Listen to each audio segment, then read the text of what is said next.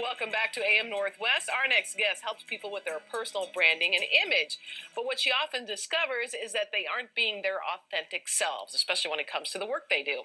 Here to share how to stop pretending and find the work you love, we welcome back image consultant Carol Parker Walsh. Good to see you, Carol. Good to see you too. So you have that problem where some people come and say, I need some help branding myself, and then you realize they don't really know what they're doing or what they want to do. Exactly. So they come for image and branding because they want to make some type of transformation or transition. And what I've realized is that the transformation and transition is much deeper. It's because they really haven't owned or found a sense of who they are and what it is they're meant to do, particularly in terms of their work. And I've done those career transitions. I've been an attorney and a professor and a dean. So I understand that experience. Right. And you've had many careers. Yeah, understanding the path of really getting to the thing that really represents who you are. So I work with successful professional women who have climbed the ladder of success only to realize they've climbed the wrong one. Yeah, they want off. They want off the ladder, and to find really what their life's work is supposed to be. So how do you figure that out?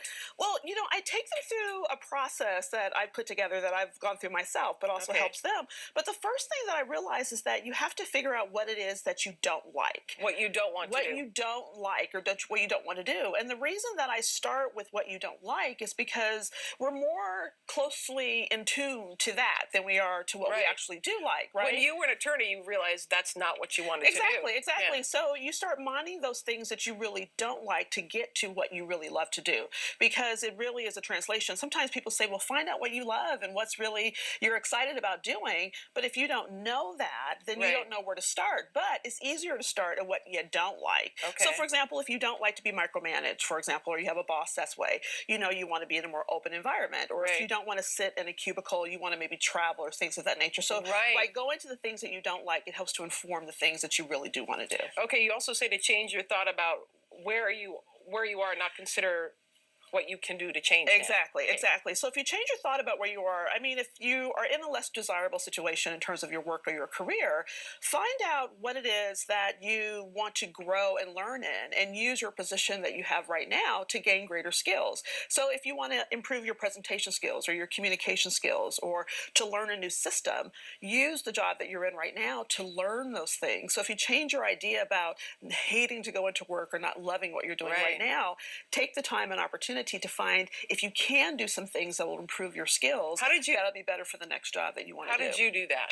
Well, I was able to talk to my manager and talk to my boss or, the director, actually the dean in terms of the school that I worked at, to talk about the other aspects of my career that I really wanted to hone and develop. And when you're doing those developmental meetings through your performance appraisal or evaluation, or if you just have a side meeting with your boss, you can let them know that there's these areas in which I really would love to grow, and they'll give you an opportunity to do that, right? If you're not going in there saying, I hate it, I want to leave, so give me some skills so I can use those for the next That's not what you're saying. That's not what you're saying. You're saying, I want to really grow and develop in a certain aspect that I'm not really finding myself doing right now at my job.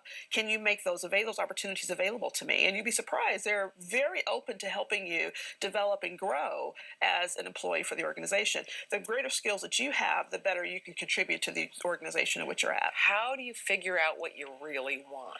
Well, that's the tough part. I think how to figure out what you really want, and a lot of times we know it, but we're afraid to say it. It's really those big dreams that we have, those big ideas about what we want to do, starting a business or starting a foundation or buying a company, but we don't say it out loud because we're afraid of the dream. So we go for the most immediate thing that makes sense, like I want a promotion, or I want to change into this part of the company or something of that nature. I want to make more money. I want to make more money. When in truth, we really want to do that big dream. We want to start that foundation or start that business. So if you kind of go back to what your bigger dream is, as opposed to the more immediate need that you think you have, when you do make those transitions in your career, you'll do that with a mindset toward how will this help me for my future long-term goal.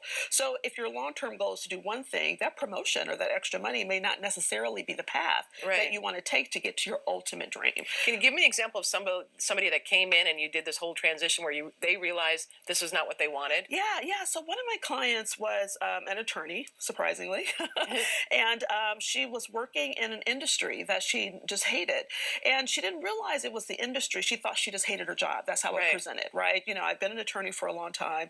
I've done this particular career. I think I'm done with it. But what she realized through the work that we did and looking at what she didn't love to do is that she just really didn't like the environment that she was in or the industry that she was in. Oh. So by helping map out a plan to figure out, to really understand what she didn't like and to really look at her bigger long-term goals, we were able to really map out a plan for her to be able to utilize the work that she's doing now to help advance and leverage her abilities to go to the next position that will ultimately lead her to an ultimate But career. into something that she much more enjoyed. To something she much more enjoys, and Right. to an environment that's much more conducive for who she And is. then that when you talk about personal branding, does that go along with what you wear then? Well, absolutely. In the end, I still believe that what you wear speaks volumes, right? Right. And that you can use your clothing to leverage your confidence and leverage your ability to find success in the world. So, but you have to first figure out who you are and where you're going Right. so that you're matching your brand with that same trajectory. That makes sense. Yeah. Carol, thank you so much. Carol Parker Walsh.